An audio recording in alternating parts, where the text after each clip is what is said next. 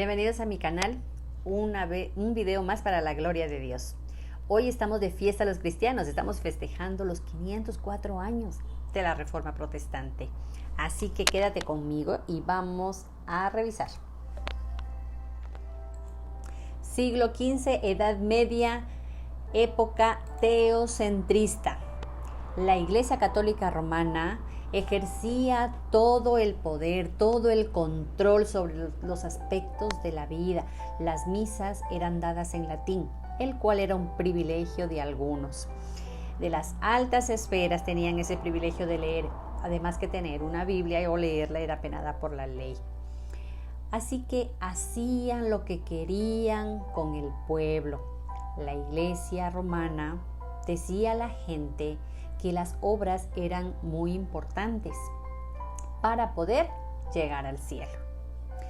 Por eso manipulaban, por eso extorsionaban, por eso hacían lo que querían con la gente. Pero gracias a Dios, que en su infinita misericordia levantó a un monje alemán llamado Martín Lutero, en el año de 1517, donde expuso las 95 tesis en contra del Papa León X en Roma. Martín Lutero descubrió las verdades bíblicas en la Biblia, haciendo un estudio serio de las Escrituras. Enseñó a la gente a que las obras no salvan y que el Papa no es el intermediario para comunicarnos con Dios. ¿Cómo llegó a esa conclusión Martín Lutero? Pues leyendo las Escrituras en 1 de Timoteo 2:5, porque hay un solo Dios y también un solo mediador entre Dios y los hombres, Cristo Jesús, hombre. En el año de 1520, el Papa declara como hereje a Martín Lutero y lo excomulga. Pero ya para ese tiempo muchos de la realeza estaban apoyando a Martín Lutero. El 4 de mayo de 1521 en el castillo de Warburg por el príncipe Federico, donde Martín Lutero tuvo la oportunidad de traducir la Biblia del griego al alemán.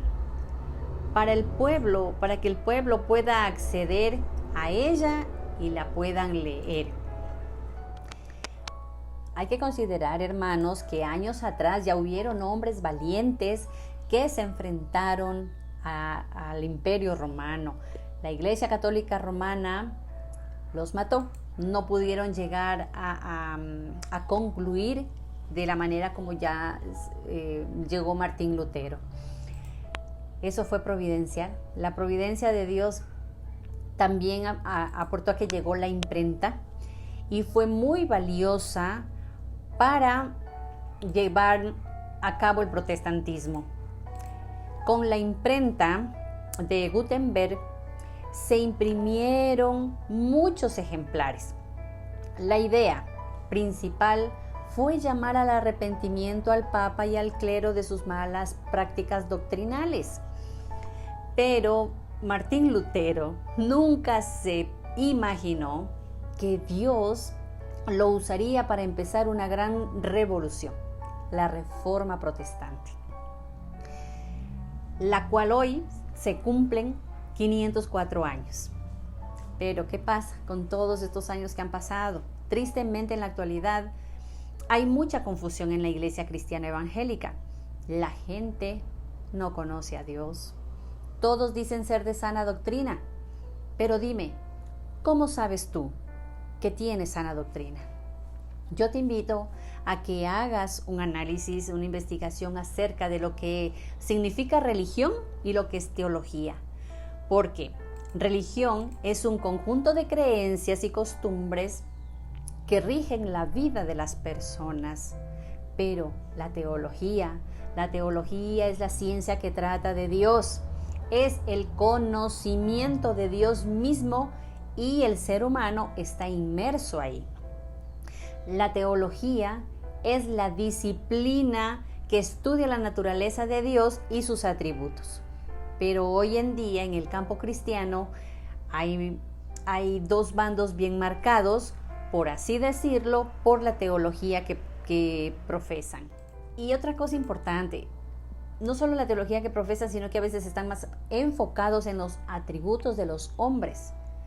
Se dejan llevar más por lo que sus ojos puedan ver y escuchar, que en sí el alimento espiritual y las verdades de la palabra de Dios.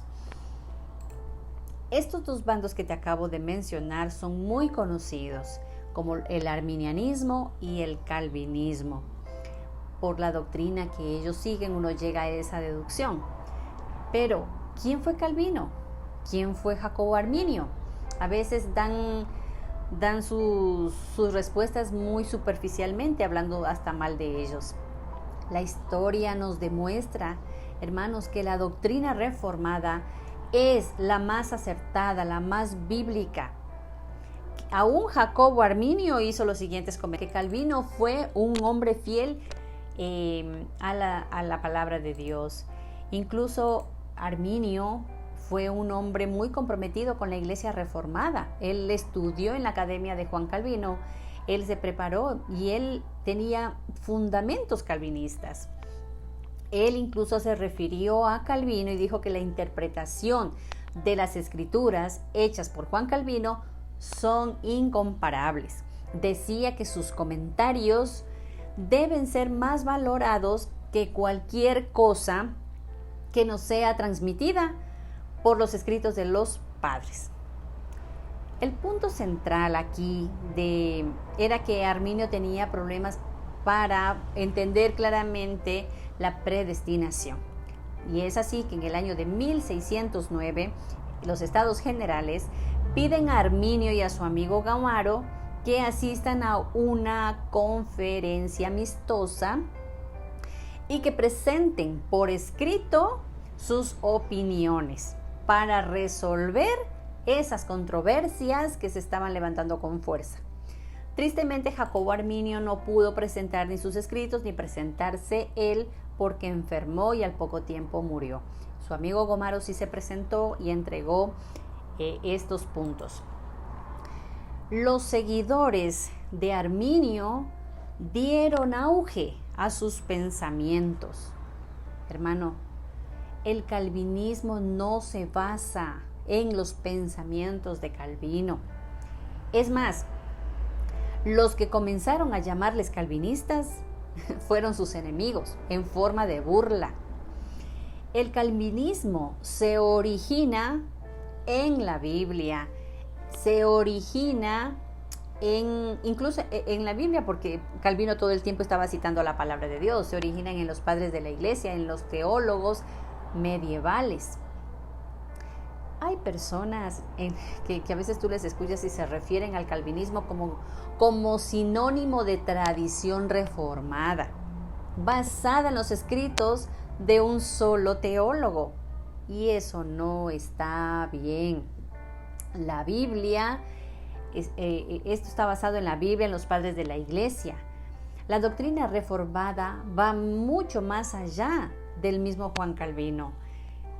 Está desarrollada por muchos teólogos eclesiásticos, teólogos importantes de la época reformada, entre los cuales consta Juan Calvino.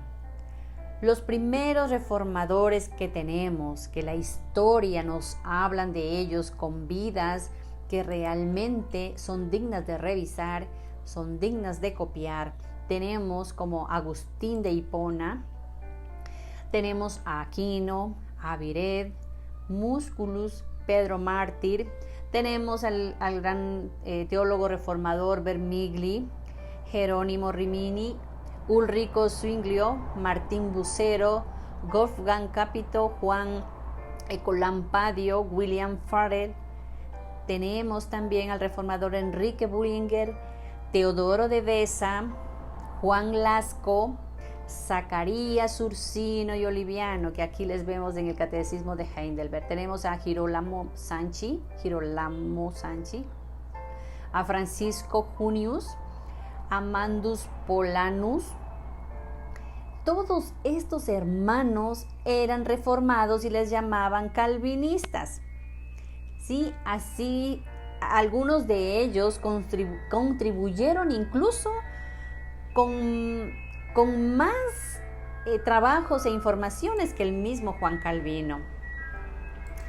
Entonces, la tradición reformada, hermanos, la tradición reformada estableció su doctrina no a través de los escritos de Calvino, sino a través de los diversos escritos confesionales redactados por varios teólogos, asambleas eclesiásticas, como tenemos documentos históricos como la Confesión Tetrapolitana, la Confesión de Francia, la Confesión de Escocia, los 39 artículos de Inglaterra, tenemos la Confesión belga, la Confesión bohemia, tenemos el Catecismo de Westminster, tenemos el Catecismo de Heidelberg. Hay demasiada información teológica reformada. Esta nos lleva a reconocer grandemente la miseria del hombre y a reconocer la soberanía de Dios. Estamos en unos tiempos, dijo un pastor, donde ahora toca evangelizar a los evangélicos. Dejemos de desestimar, dejen de desestimar al calvinismo como si fuera fundada por Calvino. Te invito a que investigues, a que revises la vida de todos y cada uno de estos grandes reformadores de la historia que te he expuesto aquí en este video, a los cuales llaman calvinistas. Recuerda, somos cristianos, seguimos a Cristo, no a Calvino. Querido hermano, la teología reformada no está basada en un teólogo como muchos dicen. La teología reformada fueron, son y serán las verdades bíblicas. Las verdades de Dios transmitidas a los hombres en su Santa Escritura. En las Santas Escrituras la historia lo confirma. La Reforma Protestante no son nuevas, como algunos dicen, son nueva revelación, nueva interpretación de la Biblia. La Reforma Protestante nos abre las puertas a Cristo, a la soberanía de Dios, a su carácter santo, justo, a su plan de redención eterno, lleno de gracia, lleno de misericordia. Yo soy salva, soy cristiana por la gracia de Dios. Tengo convicciones claras de la doctrina reformada, que es la más apegada a las Escrituras, que no es más que un estudio sistemático de quién es Dios y qué es el hombre. Esto nos ayuda a ser humildes, a entender que la salvación no depende de mi voluntad, que yo no puedo hacer nada para ganarme el cielo. La palabra de Dios dice que Él hizo vasos de honra y vasos de deshonra para su plan eterno de redención. Leamos la palabra en Romanos 9:17. Porque la Escritura dice al faraón, para esto mismo te he levantado, para demostrar mi poder en ti, y para que mi nombre sea proclamado por toda la tierra. Gloria a Dios por estos 504 años de la Reforma Protestante, por nuestros hermanos de los siglos pasados que no tuvieron miedo de enfrentar y decir la verdad al imperio romano, al mundo y a todos aquellos que estaban en contra.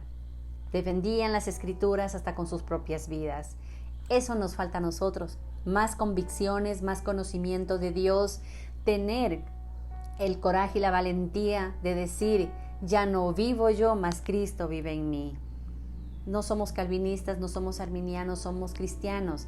Basémonos en las doctrinas y en las enseñanzas que ellos impartieron. Y aún Jacobo Arminio, el hecho de que él haya tenido algunos pensamientos, dudas, hay una historia que respalda que Dios es soberano. Las Escrituras hablan claro desde el Génesis hasta Apocalipsis. Es un compendio de la única verdad. Oremos para que Dios nos quite esa autosuficiencia, ese orgullo de creer y de pensar que en mí, que yo puedo aportar con algo. Sí aportamos con algo. ¿Sabes con qué? Con el pecado. Es lo único con lo que el hombre aporta, porque la soberana voluntad, la soberana gracia El amor grande de Dios es el que hace que tengamos un corazón nuevo. Es algo sobrenatural que Dios hace con los que le place, con lo que Él quiere. Solo sé que todos estábamos muertos en nuestros delitos y pecados y lo único que merecíamos era el infierno, y que por gracia el Señor escogió un pueblo. No sabemos quiénes son. Es Dios, el único poderoso, el único que sabe quién es su pueblo.